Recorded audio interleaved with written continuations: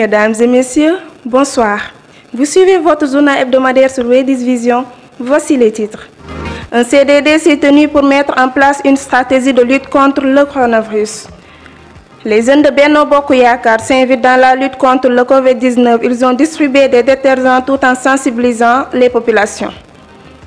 Le président des SAS de l'APR compte organiser une tournée de sensibilisation dans le département de Mbour pour éradiquer le coronavirus. Les rencontres de sensibilisation se multiplient. Dans la ville de Bignona, le maire est monté au créneau pour donner des conseils pratiques. Quels sont les symptômes du coronavirus? Hawa Gassama, étudiante en santé communautaire, nous livre quelques indices. Tout de suite, le développement.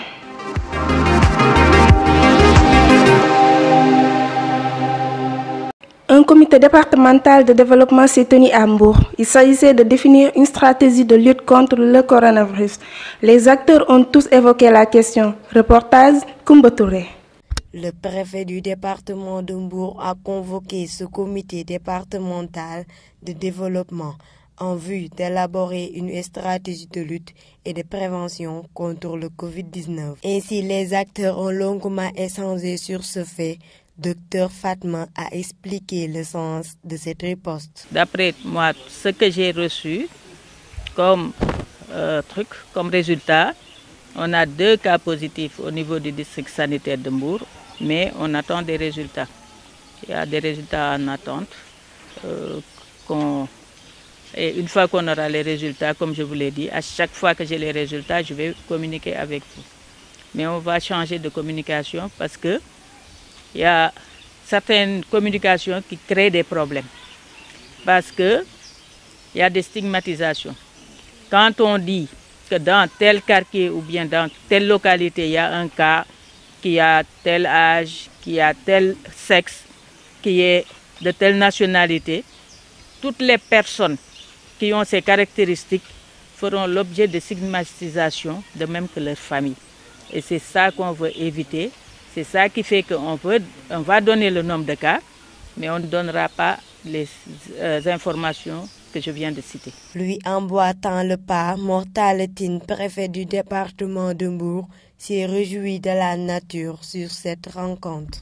Parce qu'on a estimé que dans ce contexte, marqué en tout cas par l'apparition de cette maladie, qui est le Covid-19, il était important de réunir certains acteurs pour échanger, participer à la sensibilisation.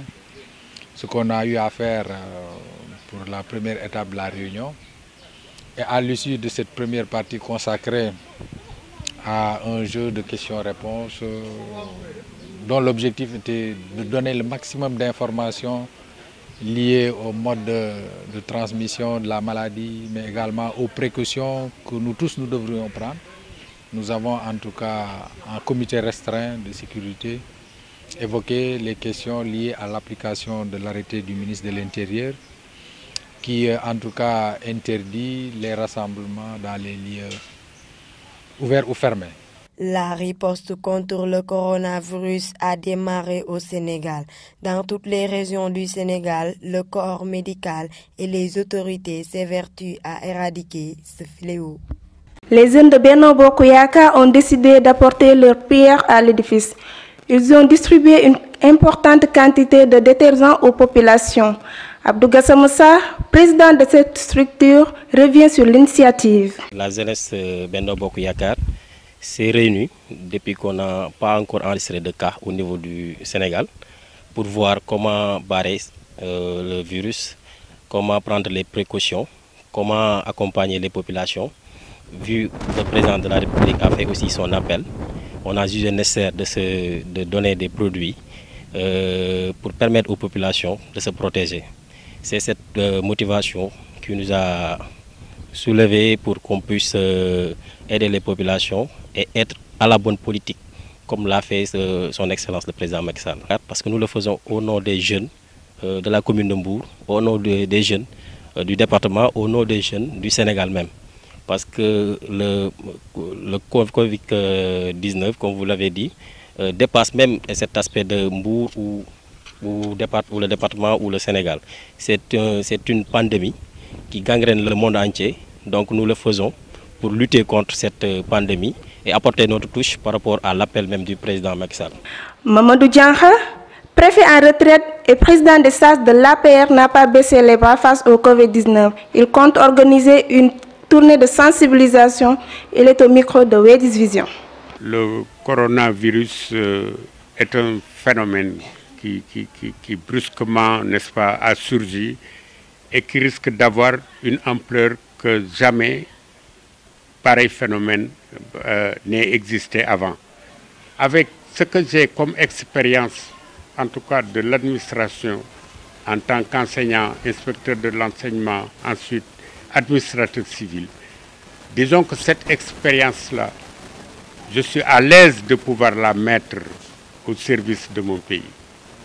Et quand donc le président a pris les mesures que l'on connaît pour lutter, pour mener la guerre contre ce virus-là vicieux et mortel, je me suis dit que nous, les sages, nous avons un rôle à jouer. C'est nous qui pouvons parler à nos familles, n'est-ce pas, à nos enfants, à nos épouses. Et c'est nous qui constituons les imams du pays. C'est nous qui constituons les khalifes du pays. C'est nous qui constituons, en tout cas, les guides religieux. Les guides religieux, c'est nous qui, même au niveau des mosquées et de, disons, de toutes les structures sociales du pays, ce sont les sages qui sont à la tête.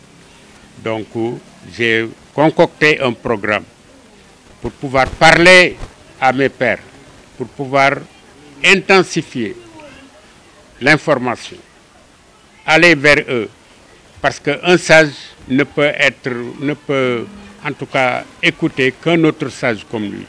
Une rencontre de sensibilisation s'est tenue à Bignona, dans la région de Casamance.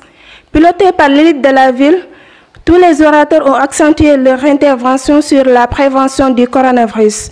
Mamadou Lamine Keita, maire de Bignona, au micro de Koumba Touré. La commune de Bignona, dans le cadre également de la lutte contre le coronavirus, nous inspirant de certaines expériences, nous avons voulu créer beaucoup de points de lavage d'eau dans la commune, notamment au niveau des marchés, des gares routières, des arrêts Jakarta, des grandes et petites mosquées, des églises, des paroisses, vraiment partout où du monde pourrait se rassembler, nous avons souhaité mettre un point de lavage d'eau. En tout cas, nous avons misé sur 1 millier de points de lavage de main entre la commune de Bignona et Tangori Transgambienne, qui ne saurait être négligé dans ce combat, en tout cas pour ce qui concerne la commune de Bignona. Et je disais que nous inspirant de certaines pratiques que nous avons relevées par-ci, par-là, nous avons choisi de fabriquer ce qui est là, qui peut ressembler à des choses faites industriellement, non. Ce que nous avons fait, c'est d'acheter ces seaux qui existent sur le marché, d'acheter le robinet qui se vend également à des prix très dérisoires sur le marché, d'acheter une bassine, de trouver de l'eau de javel et du savon.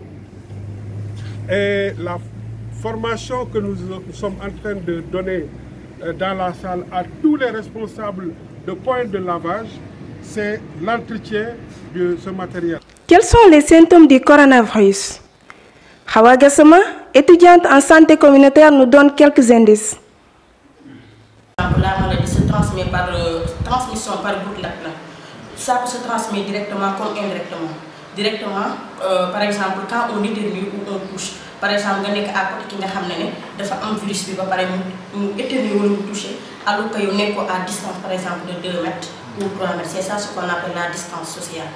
Ou bien ça peut se faire indirectement. Par exemple, vous faites qu'il de me toucher une surface qui a un virus. Je touche avec mes mains, après je touche sur mon visage.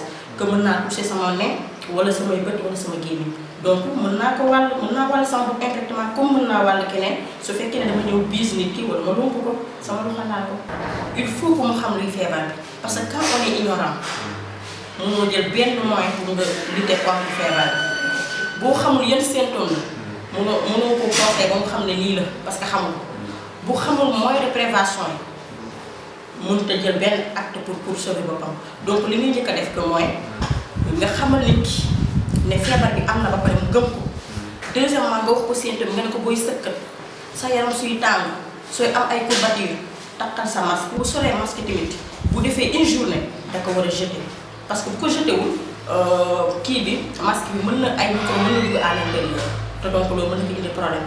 Et sur l'international, le coronavirus fait des ravages dans le monde. Libérer des lits et du personnel médical, c'est l'obsession de l'hôpital. Donc ici, vous avez la salle d'intervention chirurgicale de l'activité de chirurgie pédiatrique. Une salle vide, la moitié des opérations est déprogrammée chaque jour. Ça nous permet de récupérer au moins 14 médecins anesthésistes, une vingtaine d'infirmières d'anesthésie et autant d'infirmières de bloc opératoire. Donc c'est énorme. Résultat, une centaine de lits disponibles, du jamais vu au CHU. L'hôpital se dit prêt à affronter la crise. L'armée au secours de l'hôpital. Pour la première fois aujourd'hui, un A330 de l'armée de l'air évacue des patients infectés par le coronavirus. En début d'après-midi à Mulhouse, 6 malades de tous âges sont transférés dans cet avion sanitaire. Les malades sont désormais pris en charge par le service de santé des armées, direction les hôpitaux militaires de Toulon et de Marseille. Des soldats en renfort des soignants, car les hôpitaux du Grand Est sont saturés. Cela fait déjà 2 semaines que Mulhouse est en première ligne. Manque de respirateurs, de soignants, de masques parfois. Ici, les 52 lits de réanimation sont presque tous occupés.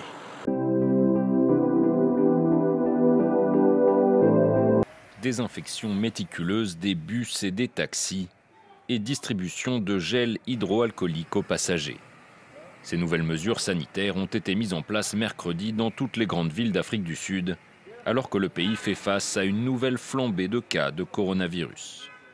Before passengers get into this vehicle and after the passengers have alighted out of this vehicle, the driver will then spray with this disinfector all over.